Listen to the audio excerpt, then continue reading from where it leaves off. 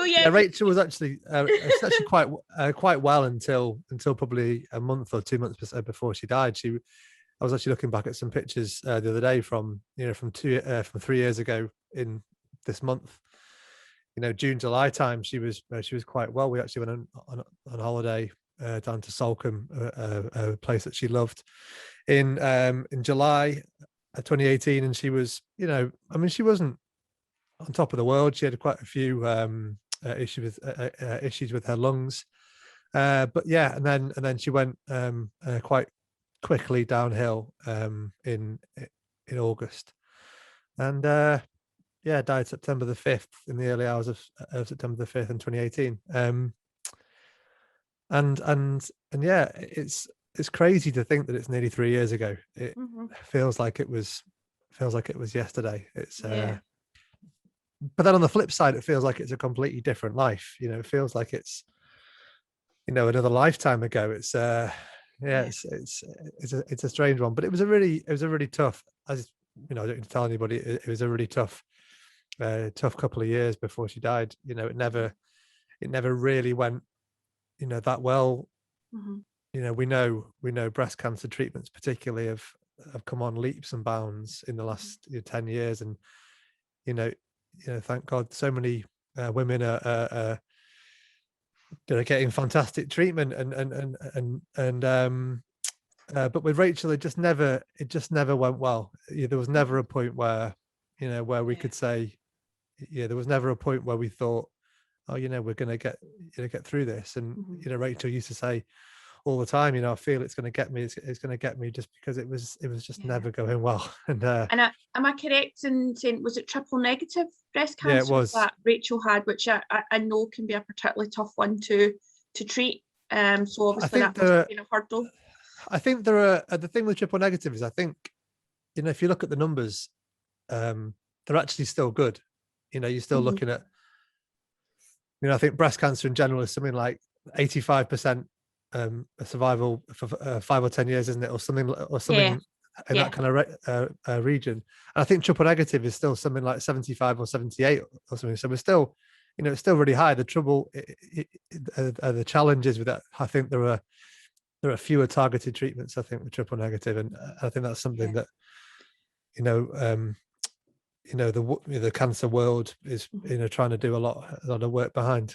Yeah, I think that's where a lot of the research is coming into place, obviously, to try and deal with that. I think things like triple negative and obviously brain mets in particular are two of the things where it becomes an incredibly tricky thing. So I think that's where a lot of the focus is at the moment, isn't it? On so was there this is maybe a bit of a strange one, but was there a sense of relief then, after obviously you'd had those 2 years of, and I know, a really tough time? Does it sort of, do you just breathe a little bit? There is, yeah, because I hope people understand kind of, you start grieving, or I started grieving anyway, a little bit when she was first diagnosed, because of the feeling that life is never really quite going to be the same again.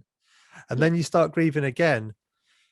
Well, for me anyway, there's a process of grieving that you start when you know that someone's not going to get better, and whether it be 6 months or 60 years, you know they're not going to get better from this. And then when particularly the last couple of weeks, watching a struggle was really difficult, really difficult. And so yeah, there was a feeling of relief, not for me, not for me that it was over, but for her, because it was very difficult. And I can remember her saying to me, probably, I think it must have been a couple of days before she died, I tried to get her up from bed, and she couldn't really stand up. And she just sort of fell into me and just said, I can't do this anymore. And I just said to her, you don't have to, it's fine. I mean, like, we'd done everything. We tried our hardest, and in an odd way, I was saying to someone the other day, I had a friend 10 years ago who killed himself. He had a lot of issues, and I struggle with that a lot more than I do with Rachel, because Mhm. there was so much more that we could have done with him, whereas with Yeah. Rachel there was nothing we could have done. Yeah. We tried everything, and Yeah. by the time it came to the very end, I'd made my peace with it as much as I possibly could, and Mhm. and um hopefully you guys will kind of understand. I think to a lot of people, they won't really understand that. Mhm. It's quite hard to get your head around, but I made my peace with it as much as I possibly could, Yeah. and so the last few days were very difficult, because you knew what was coming, Yeah. and it was very difficult because Rachel was always so active, she was so vibrant, and that had gone, and it was, and yeah, so yeah, to answer your question, it was Yeah. definitely a feeling of relief. Yeah. And I think for a lot of, and I'm sure that people on this call, I think it can be harder sometimes for the partners to be watching, the person who's unwell. As much as it's hard for the patients, like myself as a patient, I often thought it was harder for other people to watch me if I was particularly unwell at any stage. Yeah, So do you think that's right? Because you're also having that, you're worried about your partner, but she was, also, yeah, I mean, she was constantly worried about me. I think yeah. Rachel was the sort of person who, um, she struggled if she thought that she'd upset people, or if she thought she'd, even down to silly like little things, not in non-cancer related. She hated upsetting people. She hated the idea that anybody was cross with her. She hated the idea that she'd caused anybody to struggle or to have any difficulty. And I think um, that's kind of what makes it very difficult looking in. I think because I I had this constant battle where I knew that I wasn't all right. Mm-hmm. How could you be? Yeah. Watching something like that um, at first hand. But I I could never tell Rachel that I wasn't doing all right, Mm-hmm. because I didn't want to lump another stress onto her. I Yeah. couldn't I couldn't I couldn't have her worrying about her own health, Mm-hmm. while A, worrying about my health, but also B, thinking that she'd caused it, which is Yeah. which I think is a fairly Mm-hmm. common feeling, that even though we know that there's nothing, anybody with breast cancer, nothing, no one's done anything to cause that, it's not Yeah. your fault, Mm-hmm. but that feeling of guilt was something that Mm-hmm. she had, and I'm sure it's something that Yeah. probably all of you have experienced, that feeling of guilt, that you've brought that on Mm-hmm. your nearest and dearest, and Yeah. it's something that she struggled with a lot. Yeah. But And yeah, I sorry, just to mm-hmm. answer the other thing, I think we talk quite a few times about we talk quite a few times about this idea that that in a strange way it is I don't want to say harder, because I can't imagine how difficult it is to be in Rachel's position, but that it's so difficult looking in. It's so Mm-hmm. difficult looking in because you can't do anything. Yeah. And I think, I don't know if this is particularly a male thing, but like, we love to fix things. We love Mm-hmm. to make things better. Yeah. We love to try and you take a problem and say, don't worry about it, we'll sort it out. And you can't sort it, and you can't say it's going to be okay. Yeah. And I found that really difficult. Yeah. I mean, Trisha's just commented there that she asked her husband to let her know if he's not okay, as it would help Trisha, but Yeah. he just doesn't. So do you Yeah, think but that's very much a partner thing, just not yeah, wanting to put I that think burden so. on them? I think that'll be just. I'm sure he's not doing okay, because how could you be? How could you be?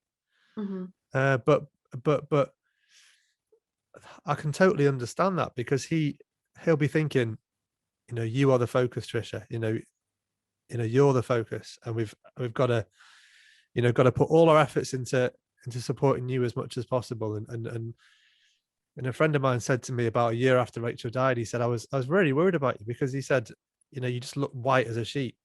you'd put on a bit of weight, and you were looking ill, and I didn't really recognize it, because you don't take Yeah. any time to, and it's fine. People say this to you all the time. People say, well, no, how are you doing? And you say, I'm fine. I'm fine. Because,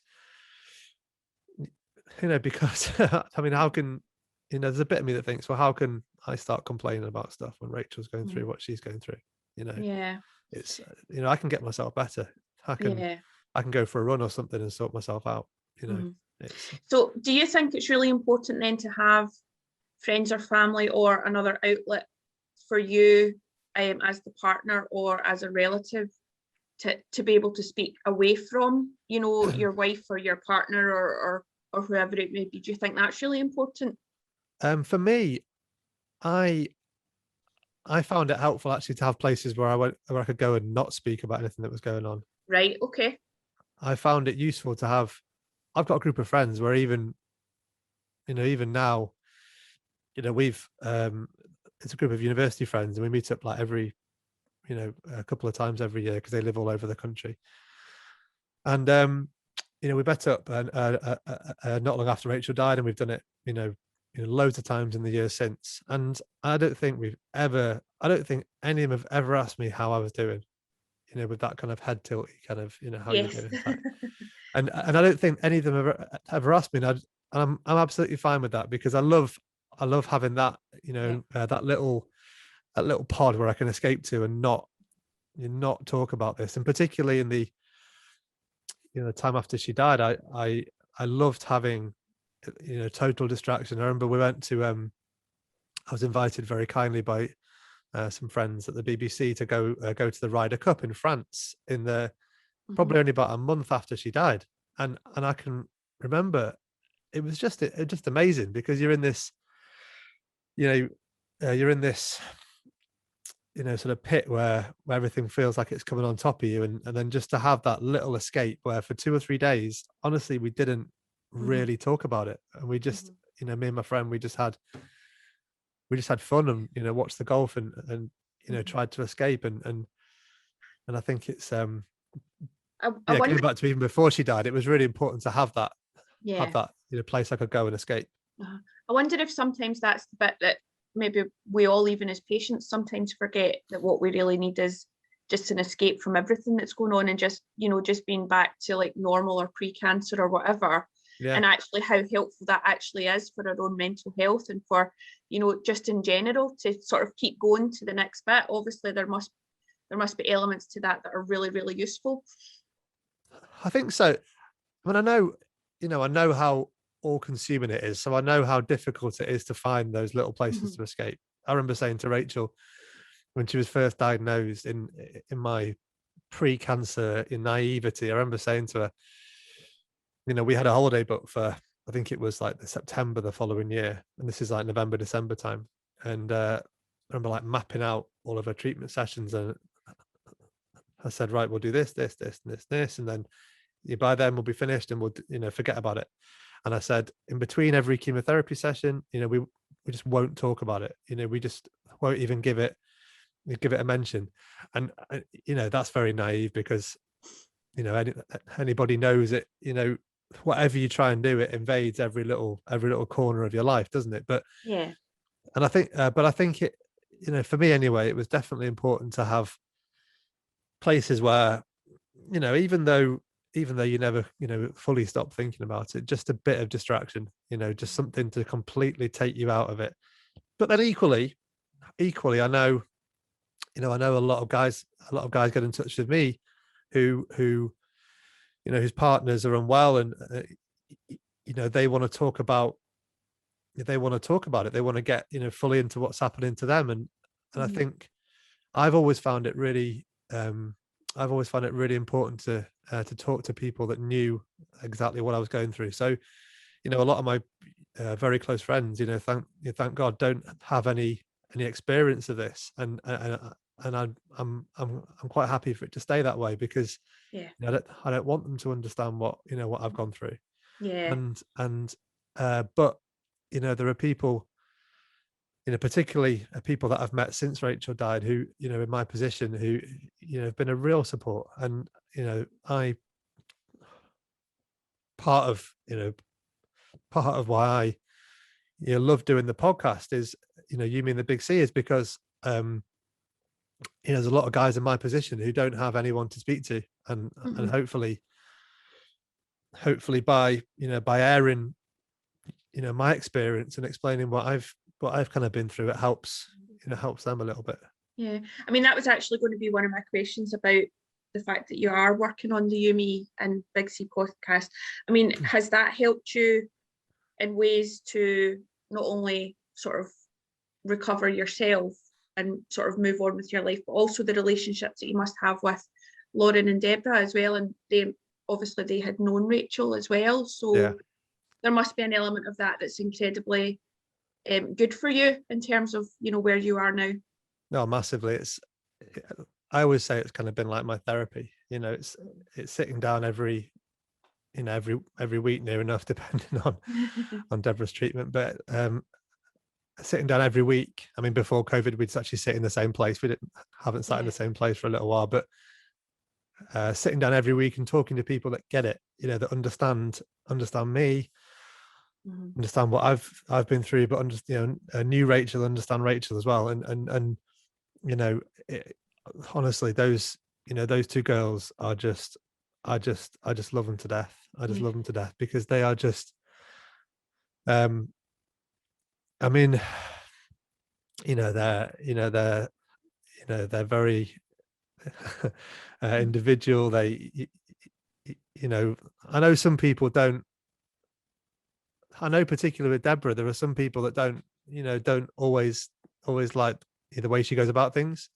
But honestly, if I had, if I ever indicated on social media or anywhere else that I was having a bit of a tough time, those two would be the first one to call. They honestly would.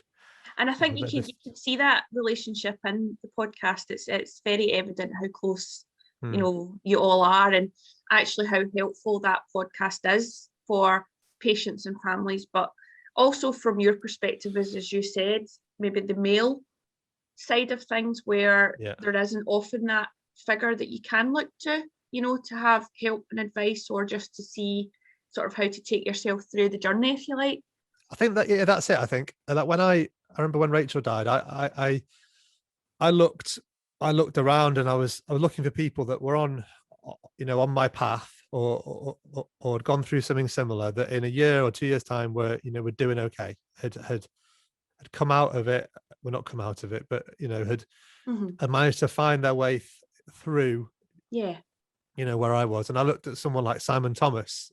Simon Simon is a really good friend of mine now, and his wife Gemma. Simon was I'm sure you all know him, but he was a Sky Sports presenter, and his wife Gemma died from acute myeloid leukemia about a year before Rachel. And I looked at Simon a year on. He wasn't, he was still having a tough time, because it was only a year. But I looked at him, and I could see that he was coming out of it. And I don't ever profess to have all the answers, to be able to click my fingers or wave a magic wand.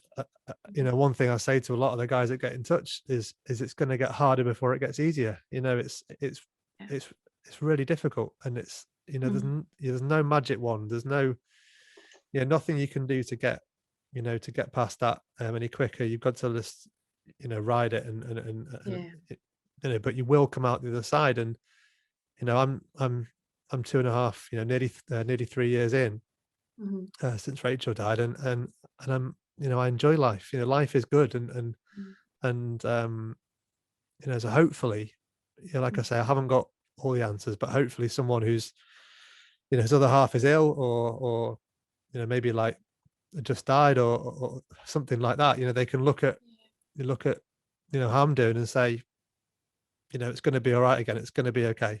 We'll get there. Yeah. I mean, one of the things that obviously was that you guys were a young family. I mean, Rachel was only in her 40s when she passed. Is that correct? Oh, even younger than that, actually. She was 40. Yeah, she was 40. Right. So there's obviously, when you think about it in terms of that, there's obviously so much more, there's so much more life there for you as a person moving forward? And obviously your son was incredibly young. So how do you cope with things? Obviously, I know you have to sort of find your path, but how did you manage as sort of a young widow and, you know, a single father of Freddie, who was very young at the time, actually? Yeah, I think I didn't really see any. Yeah, there was no option for me. It was, you know, I was. I'm 40 now, so what was I? I was 38 then, and you know, there wasn't any option for me. It was never an Yeah, option to. It was never an option to say, well, that's me done. You know, you just have to keep going, don't you you? have to Because you've crack got on, don't you? Freddie. You have Yeah, to. You yeah. have to crack on because that's, you know, that's the only way for him. You know, I'm the lucky one here. I get to have hopefully another 40 odd years, you know, watching Freddie grow up, you know, watching him Yeah. go to university, watching him, you know, get married and have his own family. You know, Rachel didn't get that. So, you know, the best way that I can honor her is, you know, to Yeah. live the very best life that I possibly can. Yeah. And it's, you know, it's not always easy to do that. And it's, um, you know, it's not been an easy 2.5 years, but you know, I think if you have that as your mindset, and if you have that as your goal, that you're gonna as much as possible, you're gonna enjoy life, and you know, make the most of it. And all those old cliches are so true, aren't they? And I was saying to someone the other day, it's the only shame is that it takes something so catastrophic as this, you know, to actually make you realize, you know, that all those old cliches are true, that, you know, how Yeah. precious life is and all that kind of thing. So, you know, it was never an option for me. And like I say, it wasn't, you know, it wasn't always easy, but Yeah. it was never an option. I was always going to try, you know, my very, very, very best to Yeah. make sure Freddie and I had the best life possible. And Rachel she had also written a book Mm. for Freddie, hadn't she? So was that very much a part of, you know, wanting there to be something for Freddie of Rachel after she'd passed? Yeah, that was it. I mean, you know, Rachel and I had only known each other for about 7 years, and 7 years, 7 or 8 years, and you know, so there's a whole, you know, 30 odd years of Rachel's life that well, not 30, 25 odd years of Rachel's life that you know, I knew bits and bobs, but I didn't know all the stories. And you know, Rachel wanted Freddie to hear it all, you know, in her words. You know, she wanted him to, all those stories that your parents tell you when, you know, when you go, oh, you know, when I was 6, I did this, that, and the other, and you know, she wanted him to have that, and so she started putting it down. It wasn't originally meant to be a book. Right. She started just writing it down, um, and she'd written about 4,000 words, I think, um, she was recording with Deb and Lauren one day, and she told them what she'd done, and they said, you should make that into a book. That'd be brilliant. And then Tony Livesey, who is on Five Live, a presenter on Five Live, his mum died from cancer. I'm not sure what kind of cancer, but when he was very young, he was only, I think he was 10 or 11 or something, and his mum never even told him, so he never, you know, he only found out that she was unwell, you know, very close to the point where she died, um, and he said to Rachel, you know, I would give anything to have, you know, that, you know, from my mum. I would give anything to know, you know, about my mum, because, you know, he knew very little of her. Yeah. And so she started kind of talking to people, and anybody that's read the book will see that the first couple of chapters are about 2,000, 3,000 words long. And then she spoke to a literary agent, and they were like, it's got to be about 90,000 words in total. And all of a sudden the chapters went to about 8,000 words, and she started writing, you know, writing much longer. And Yeah. it became a real focus for her. And she only started it in probably, I think it was May. So May, June, July, August, and she wrote, you know, Yeah. this whole book.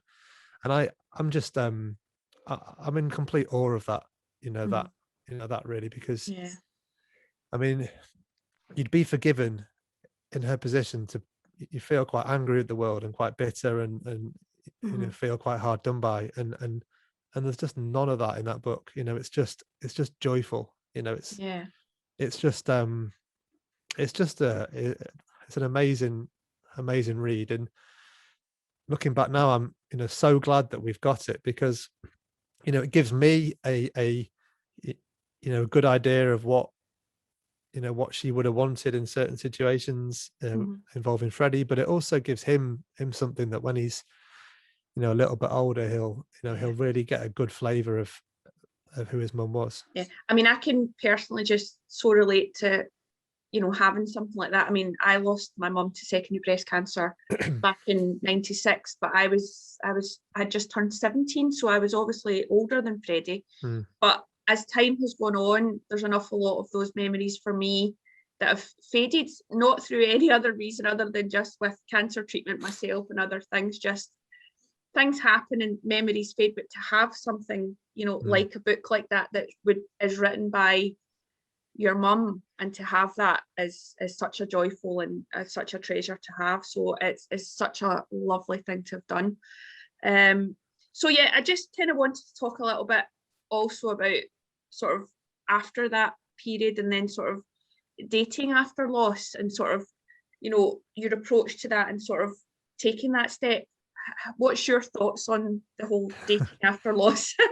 It's funny because I can see like you're a bit uncomfortable asking the question. I think it's one of those questions that you just don't want to say the wrong thing. It's not. I mean, I'm incredibly interested in the subject. Yeah, but there's no but it's one of those things. How do you ask the question? Isn't it funny though that Isn't it funny? I'm not like having a go or anything, but isn't it funny that it's quite hard to ask about? I think it is. I think it's one of those things that instantly just makes you feel, even though my own father has moved on and dated after the loss of my mum, but it just seems like it's one of those awkward things to ask. Yeah, it shouldn't be, and no, it shouldn't be. I don't understand why. Yeah, it shouldn't be. Somebody asked me that I was doing something for one of the newspapers, and I think one of the first questions that was like, "Do you ever feel guilty?" I was like, "Why should I feel guilty? Why should I feel guilty about wanting to be happy? I'm 40 years old, and Rachel and I talked about this a lot, and I think she struggled as I'm sure that you guys can appreciate. She struggled with particularly at the age that she was. I remember her saying, if you meet someone when you're 40, 41, you could marry them and be married to them for 40 years, and I'll just be a little footnote because we only had 6 or 7 years, and I'll just be a footnote in that whole story. And I know that was a struggle for her, but that was completely overridden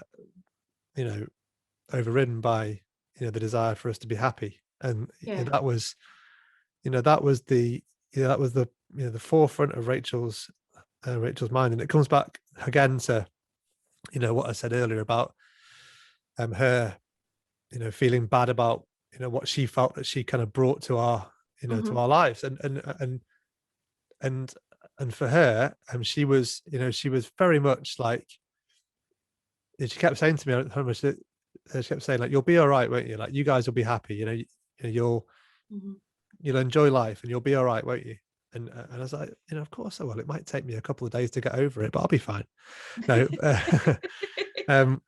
but it was so important to her I think that's incredibly true, though, isn't it? Because also the person who, your partner or your wife isn't going to want you to be miserable for, the rest of your life either. And that is incredibly natural. So why wouldn't it be, the thing that happens to you going forward?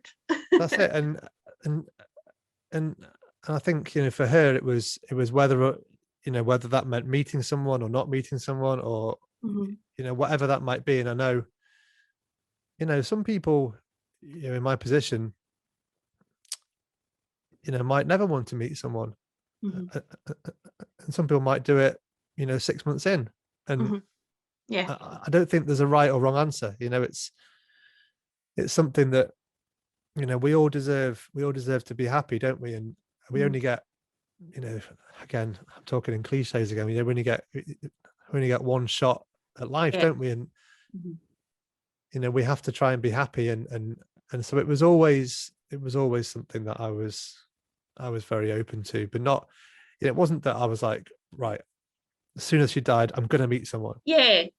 I just wanted, I knew that I, I wanted to be happy again. I knew that I was going to get there, and whatever that meant doing, I was going to do. Yeah, I mean, your life can't stand still at the end of the day, just because, I mean, none of this, as you said at the beginning, was any of one's fault, the breast cancer thing, just, so you have to be able to sort of free yourself up to that, don't you, which is incredibly important, I think. So I know that you've now got a new partner, Amy. Can you tell us a little bit about how you met Amy and what it's been like for you guys to obviously introduce Amy to Freddie, and how that whole dynamic has worked for you guys? So Amy works in cancer as well. She's an advanced nurse practitioner, and we met at the Greater Manchester Cancer Conference, which is a big event that's held up in Manchester every year. And Deb and Lauren and I had just done a bit on the final day. Okay. And yeah, Amy came in and introduced herself afterwards, and we just got chatting, and then agreed to meet up a couple of weeks later, and it sort of went from there really. And I think it was helpful because she knew all about Rachel. She knew the story. She knew she knew what had happened. She was very careful about Freddie. She said, I don't want to meet Freddie until we're a bit down the line, because it's it's quite hard for him, and I found that quite hard, because it's hard to have these two lives that are completely separate. Freddie's by my side pretty much all the time, and it was very hard to have a section of my life that he wasn't in any way involved in. So after 2 or 3 months, I said, look, we're gonna I want you to meet him, because we're gonna have to join these bits up. Yeah. And honestly, they got on so well. Freddie absolutely adores her, and she's fantastic with him as well. So the meeting my family was absolutely fine. Meeting hers, it was great. She met Rachel's mum and Rachel's brother 2 months ago, maybe, when restrictions allowed us to go down to Wales and sit in the garden with Rachel's mum. And Rachel's mum was just like, she loves her as well. I was quite nervous, because it's it's quite difficult, isn't it? That must be the tricky part, I suppose, is is that integration as I mean, you know yourself what you want to do and how you feel, and what's but there's obviously that other bit, isn't it, about not wanting to upset anyone else. That's always been something that I've been really aware of, and Simon actually gave me some really good advice on that. I said to him, how did you tell Gemma's parents when you started dating? And he said, my best bit of advice, and I think this is great advice. He said, don't explain it, or don't tell them apologetically. You have nothing to be sorry for. Absolutely nothing to be sorry for. So, and I think as well, Rachel helped massively, because I know people who've got in touch and we did a podcast about this a couple of weeks ago with Amy, and a lot of guys got in touch, and a lot of people in general got in touch saying they're in a similar situation, and their in-laws won't speak to them, or it's it's caused this big divide. But I think the way that Rachel was, the openness, the way that Rachel talked about things before she died, left her mum and her family in absolutely no doubt, with what she thought about it. So they've got nowhere to go. Even if they were struggling, they know exactly what Rachel thought of it, and I think that's massively important. And I say this to people all the time, don't wait too late before you have these conversations, because it really matters. It really matters in the way that I live my life now, that it goes back to that question of guilt. I have zero guilt about the way that I go about my life, because I know that Rachel wanted me to be happy. I know that I know what Rachel wanted for me. And I know that because she told me, we were very explicit about it. And I think if if she'd have died without us having those conversations, I think that'd have been very, very, very difficult. Yeah, it would have been I think it would have been a different situation entirely for you, because you would always, there's maybe that element of always wondering, but you don't have to have that fear if you've had that chat. Yeah. I mean, do you think it's then more difficult for a new partner to come into a situation where it's a widow and, a young child? Do you think that's more difficult? Oh, it's massively difficult. I think it's overlooked, I think, because a lot of people look at our situation and think, well, it must be very hard dating as a widower. But I think it's really hard dating a widow or a widower. Really difficult. I would think it must be incredibly difficult. Really difficult. There's pictures of Rachel up everywhere in our house. If you imagine if you started dating someone who'd just got divorced, they wouldn't have pictures of their ex-husband or ex-wife everywhere, would they? Still, but you've got this, I think, as well, because the profile Rachel had, and Amy holds Rachel like right up here, like in the highest esteem you could imagine, for what she achieved and what she did and what she was all about. And I think that's really difficult for Amy, because Amy's extraordinary. She's absolutely amazing. And she on the podcast of the week, I chatted to Amy about some of these things, and Amy said, I'm quite happy just being average. And I said, like, you're nothing, there's nothing average about you at all. But that's kind of her perspective, because she looks at looks at where she holds Rachel, and that's that's very difficult. And but we're trying our hardest to not get around it, but just to try and kind of embrace it. But I've had to take down, I haven't had to, but I've taken down some pictures around the house and that kind of thing, just because that I want to be looking forwards. And Rachel, I think Trisha asked, how do you keep Rachel's memory alive, you and Freddie? And it's and honestly, it's the easiest thing ever, because Freddie talks about her all the time. Every time I speak on the podcast, it's in the Daily Mail, and I'm always her, her husband.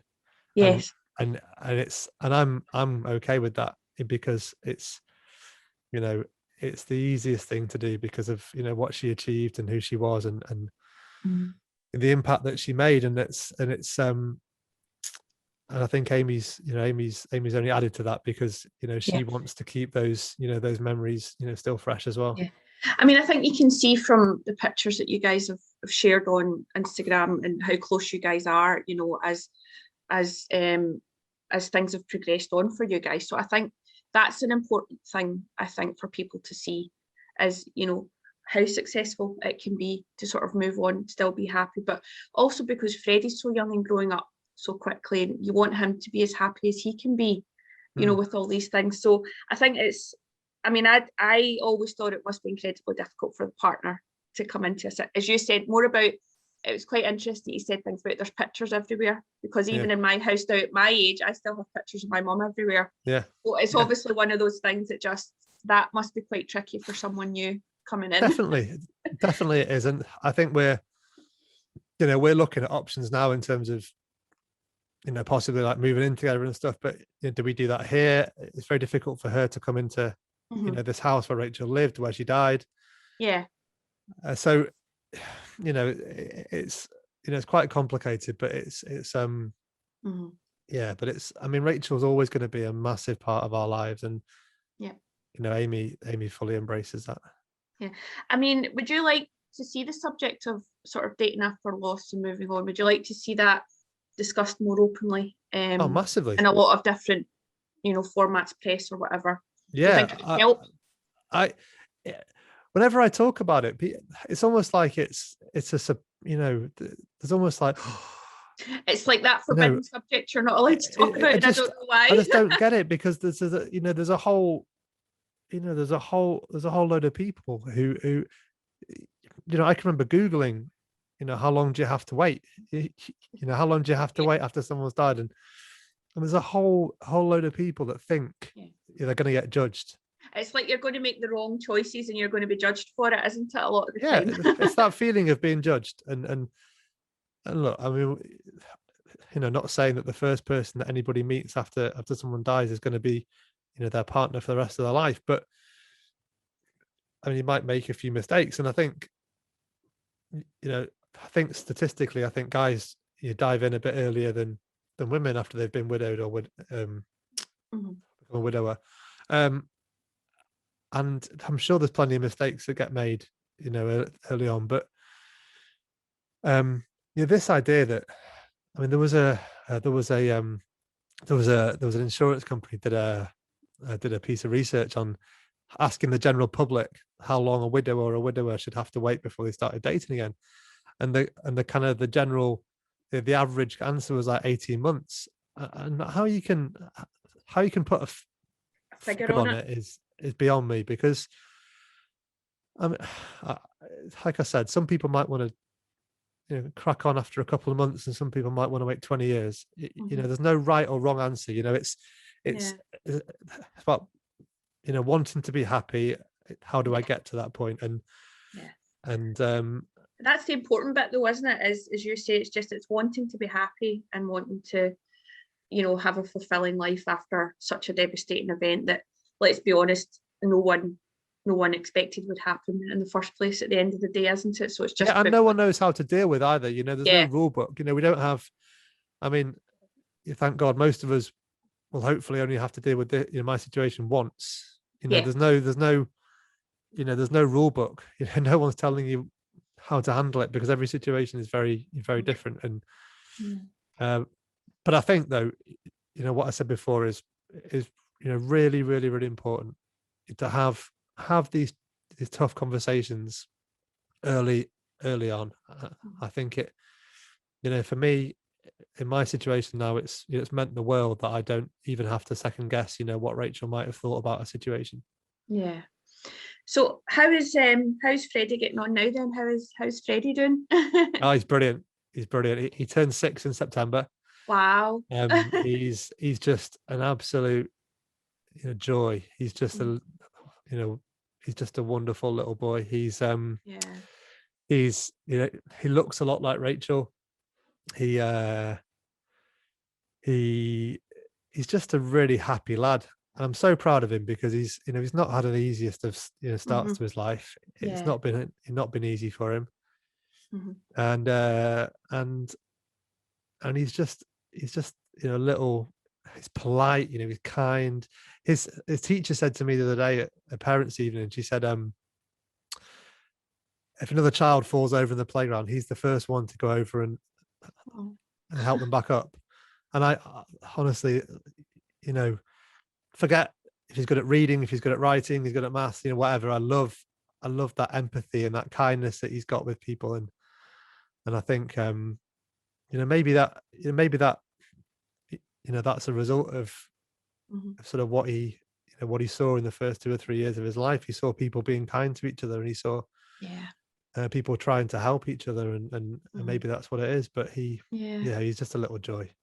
Yeah, you guys seem to have an incredibly close relationship, which is understandable, but it must be such a lovely thing to have that tiny little pal with your side all the time. Oh, he's a little rat bag sometimes, but he's he's brilliant. He's my little mate, and we're we have a great relationship. We we get on so well, and I think he's getting to the age where he's becoming genuinely good company. When they're very little, you like taking them around, but they don't really give you a lot back. Now he's at an age where he's he's genuinely great company, and we have a lot of fun together.